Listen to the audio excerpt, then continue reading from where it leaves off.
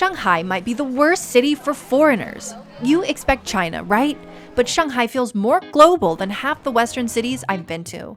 British, French, and Italian buildings from the 1920s are still standing there today. It does not look Chinese at all. It feels like Europe, but with better lighting.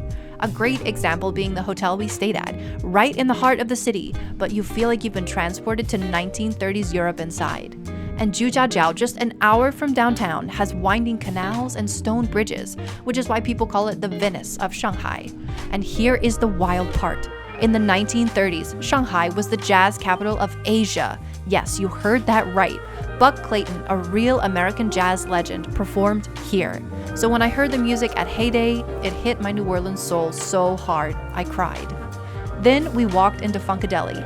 I did not hear a single word of Chinese for the entire night. People were speaking every language except Chinese. It did not feel like China at all. And when I tried to taste the city, the same thing happened.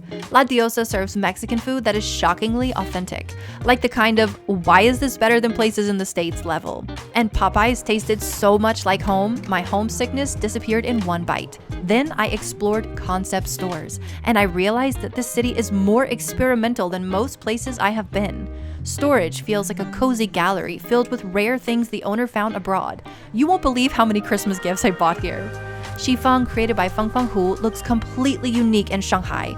Her concept is joy meeting joy, with the Chinese character for happiness everywhere. And Time's remake reminds me of the vintage stores I saw in Japan. I could not believe Shanghai had the same vibe. Honestly, it might be even better. So if your goal is to learn Chinese, Shanghai might actually be the worst place to do it. But if you want global culture, romance, creativity, and little surprises around every corner, you might end up like me, feeling like this place is home and never wanting to leave.